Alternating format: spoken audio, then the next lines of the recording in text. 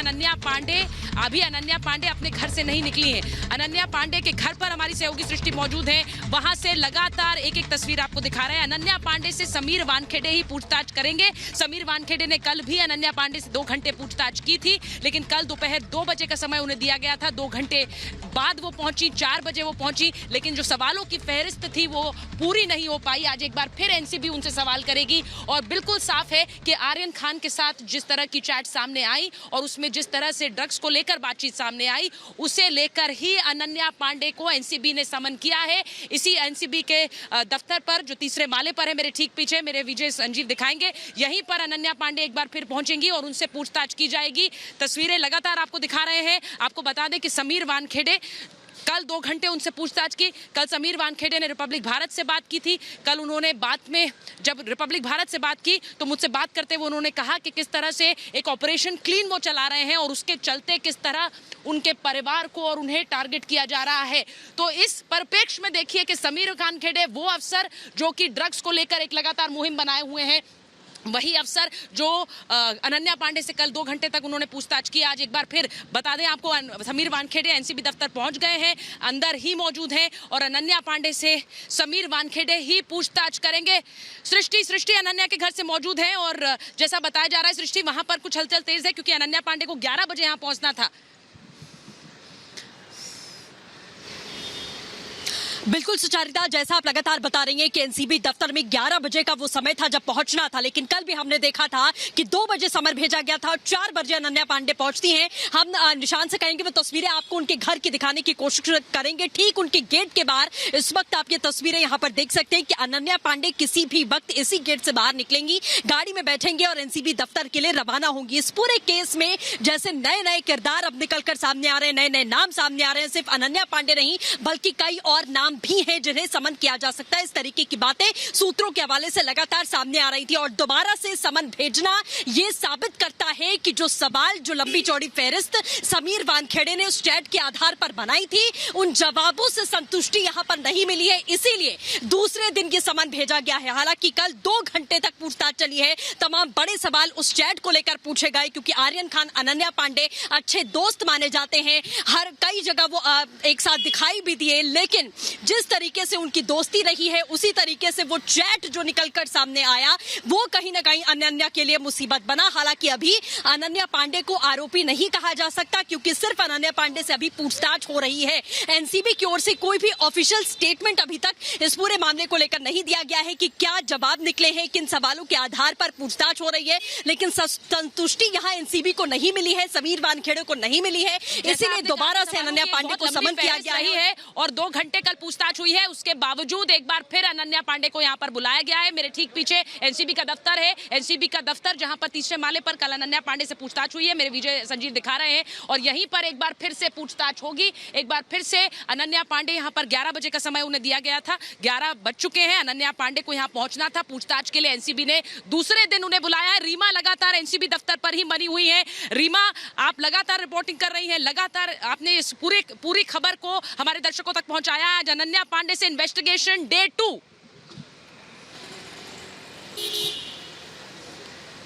बिल्कुल, अभी हम चूंकि सबसे पहले सुचारिता इस बात पे फोकस करेंगे कि वक्त क्यों लग रहा है। आप समझिए ये रात कितनी भारी उन पे गुजरी होगी क्योंकि एनसीबी के जोनल डायरेक्टर समीर वानखेड़े से सवालों का सामना और उसके बाद क्या क्या पूछा गया है ये ना समीर वानखेड़े की टीम ने डिस्क्लोज किया है, ना अनन्या की तरफ से ये बातें बाहर आई है, लेकिन वो वकीलों के साथ बैठकर सलाह मशविरा कर रही होंगी कि अब जो सेकेंड राउंड में क्वेश्चन उनके सामने होंगे तो उसके जवाब किस तरीके से देने हैं क्योंकि एक सवाल भविष्य तय करेगा अनन्या पांडे का।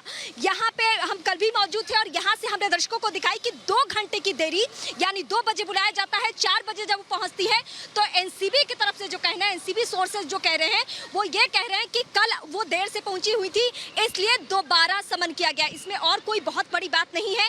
आज भी हो सकता है कि 2 घंटे 3 घंटे पूछताछ हो और अगर नए सवाल होंगे, नए सवाल के जवाब अगर उस तरीके से कुछ मिल जाए तो ये क्वेश्चन करने का जो वक्त है सुचारिता वो बहुत ज्यादा बढ़ जाने वाला है, लेकिन हम अपने दर्शकों को लगातार बता रहे हैं कि ये ऑपरेशन क्रूज जो है, जो अभी तक एनसीबी लगातार बता रही थी कि अनन्या पांडे का नाम तो पहले से ही चैट में था, लेकिन पहले कोर्ट के सामने ये सारे डॉक्यूमेंट्स रखना, उसके बाद इंतजार ये हो रहा था कि पहले बेल खारिज हो, क्योंकि सबसे पहला फोकस एनसीबी का ये था कि बेल रिजेक्ट हो।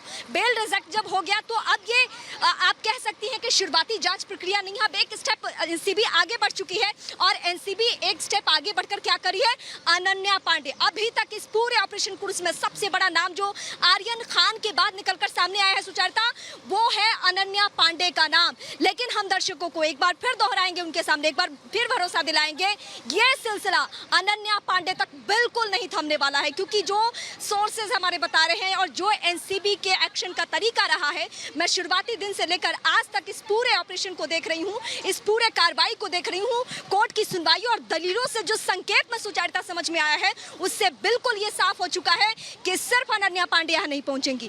भले उन पे आरोप नहीं हो, लेकिन सिर्फ वो नहीं पहुंचेंगी। आने वाले दिनों में सनसनीखेज खुलासे होने हैं यहाँ पे, और जिससे भी पूछताछ की जरूरत हो, चाहे वो कितना भी बड़ा स्टार हो, कितना भी रसूखदार शख्स हो, यहाँ पहुंचेगा। क्योंकि मैं हमेशा अपने दर्शकों को यहाँ से बताते रही हूँ इस एनसीबी दफ्तर से कि ये किसी को नहीं पहचानता, ये जाति धर्म वर्ग किसी को नहीं देखता एनसीबी दफ्तर।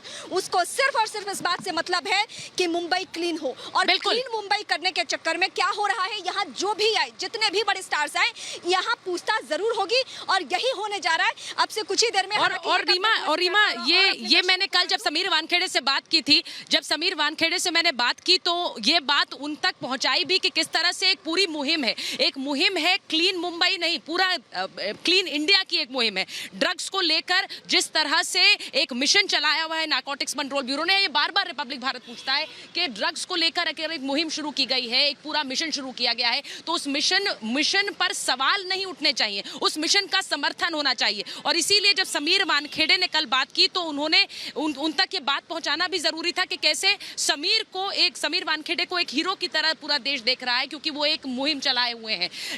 थोड़ी देर में अनन्या पांडे को यहाँ पहुंचना है, जैसा हम बता रहे हैं, अनन्या पांडे को 11 बजे का समय दिया गया था, 11 बज चुके हैं। अनन्या पांडे के घर पर सृष्टि है, वहां पर इस वक्त फिलहाल अभी तक कोई हलचल नहीं है, लेकिन अनन्या पांडे कल क्योंकि देर से आई थी, उन्हें आज फिर से समन किया गया, और वो मुझे लगता है गलती फिर से नहीं दोहराना चाहेंगी। लेकिन अनन्या पांडे से आज इन्वेस्टिगेशन एक बार फिर होगी, एक बार फिर सवाल पूछे जाएंगे।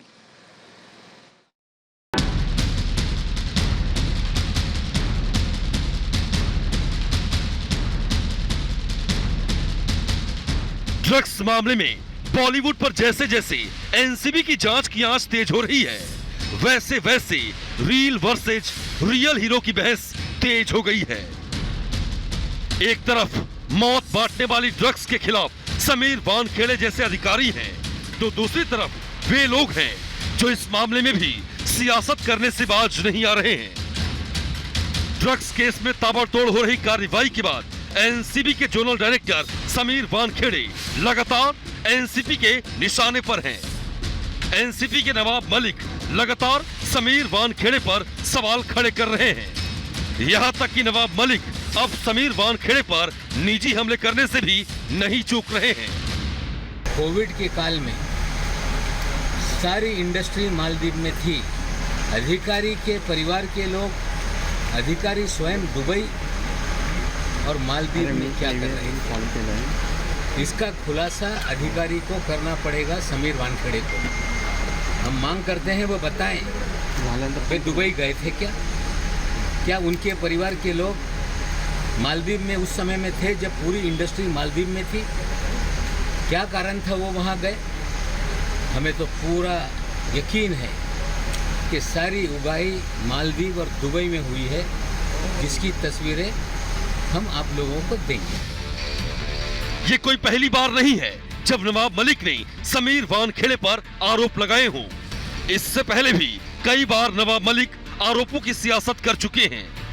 क्रूज पर एनसीबी का छापा फर्जी, क्रूज पार्टी से गिरफ्तार 3 लोगों को छोड़ा, वसूली गिरोह चला रही है एनसीबी, मेरे दामाद को एनसीबी ने फंसाया। नवाब मलिक के आरोपों पर पलटवार करते हुए समीर वानखेड़े ने साफ कर दिया है कि इस तरह की सियासत से उनके हौसले नहीं टूटने वाले हैं। अगेन मैं कहना चाहता हूं कि मैं एक छोटा सा सरकारी मुलाजिम हूं वो बहुत बड़े मंत्री हैं। तो अगर देश की सेवा करने के लिए, ईमानदारी से काम करने के लिए, ड्रग्स हटाने के लिए अगर वो मुझे जेल में डालना चाहते हैं तो मैं उससे स्वागत। मेरा कोई मोरल डाउन नहीं होगा। ये मेरा मोरल और स्ट्रांग होगा। मैं और अच्छे से काम करूंगा। सबसे हैरान करने वाली बात तो ये है कि जो सितारे पर्दे पर बुराई के खिलाफ ताल ठोकते नजर आते हैं, आज वो पूरी तरह से चुप्पी साधे बैठे हैं। देश के युवाओं में फैलते ड्रग्स के जहर के खिलाफ जो मुहिम एनसीबी और समीर वानखेड़े जैसे अधिकारी चला रहे हैं, उस पर बिना किसी आधार के सिर्फ आरोप लगाना कितना सही है। नवाब मलिक समेत एनसीबी पर सवाल उठाने वाले ये क्यों भूल जाते हैं कि ड्रग्स मामले की सुनवाई अदालत में जारी है। अदालत ने एनसीबी के सबूतों को पुख्ता माना है। जब जांच जारी है तो आरोपों की सियासत क्यों हो रही है? समीर वानखेड़े और उनके साथी अपनी जान को खतरे में डालकर अपनी ड्यूटी कर रहे हैं। ऐसे में बिना किसी ठोस सबूत और तथ्यों के सिर्फ आरोप लगाना कितना सही है? ये सवाल देश आज नेताओं और अभिनेताओं दोनों से पूछ रहा है। क्या ड्रग्स के खिलाफ बॉलीवुड को खुलकर सामने नहीं आना चाहिए? इस सवाल का जवाब नेताओं और अभिनेताओं दोनों से देश पूछ रहा है। Bureau report, Republic Bharat. तो नारकोटिक्स कंट्रोल ब्यूरो के दफ्तर से लगातार आपके लिए तस्वीरें भी ला रहे हैं और पूरी खबर का ब्यौरा भी आपको दे रहे हैं। रीमा मेरे साथ यही नारकोटिक्स कंट्रोल ब्यूरो पर मौजूद है, वहीं अनन्या पांडे के घर से सृष्टि मौजूद है। एक बात बिल्कुल साफ है सृष्टि, जिस तरह से कल समीर वानखेड़े से जब मैंने पूछा कि आपके पास, क्योंकि आप पर आरोप लग रहे हैं, लेकिन एनसीबी क्या बिना एविडेंस के किसी तरह से इस तरह की कोई कार्रवाई करती है? मामले में अरेस्ट हो रहे हैं, समन हो रहे हैं, यानी कि ठोस सबूत एनसीबी के पास है। उन्होंने कहा मामला सब जुडिस है, लेकिन ये मानकर चलिए कि नारकोटिक्स कंट्रोल ब्यूरो ड्रग्स पर एक तरह का शिकंजा कसने के लिए काम कर रहा है। तो हमारा साथ दीजिए और इस पूरी कार्रवाई पर भरोसा कीजिए। सृष्टि।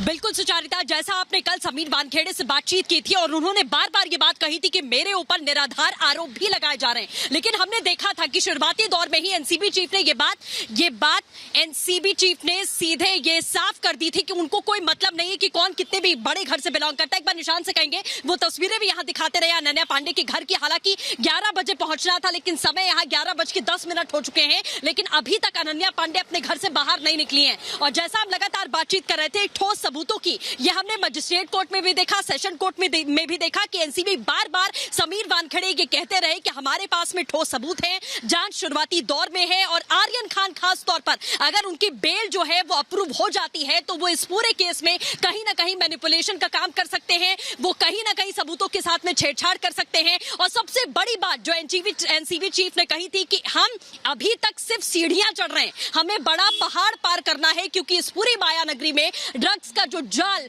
जो शिकंजा लगातार यूथ को कस रहा है, हमें उस शिकंजे को खत्म करना है, हमें अपनी यूथ को उससे आजाद कराना है। निशांत, लगातार आप तस्वीरें दिखाते रहिए कि अनन्या पांडे के घर के बाहर हम मौजूद हैं। इनका नाम इस पूरे मामले में सामने आ चुका है। आरोपी हम इन्हें अभी नहीं कह सकते क्योंकि पूछताछ यहां पर हो रही है, लेकिन उस चैट में जरूर ऐसा कुछ था जो इस केस से अनन्या पांडे को लिंक करता है, इसीलिए उनको यहां समन भेजा गया। कल 2 घंटे की पूछताछ हुई, लेकिन जो सवालों के जवाब थे उन जवाबों से एनसीबी संतुष्ट नहीं हुई, समीर वानखेड़े संतुष्ट नहीं हुए, इसीलिए दोबारा से समन भेजा गया है। आज और क्या सवाल हो सकते हैं, यह भी अपने आप में बड़ी बात है। अनन्या पांडे क्या स्टेटमेंट देती हैं, क्या आर्यन खान से किस तरीके से उनकी दोस्ती थी, उस चैट में क्या क्या चीजें थी, उसको लेकर पूछताछ की जाएगी। और 26 तारीख को हाईकोर्ट में जो सुनवाई होनी है उसमें एक कहीं ना कहीं बड़ा मोड़ इस पूरे मामले के बाद में आ सकता है, क्योंकि एनसीबी से समीर वानखेड़े बार बार ये बात कहते रहे हैं कि हमें अभी इस पूरे मामले में और इन्वेस्टिगेशन करनी है।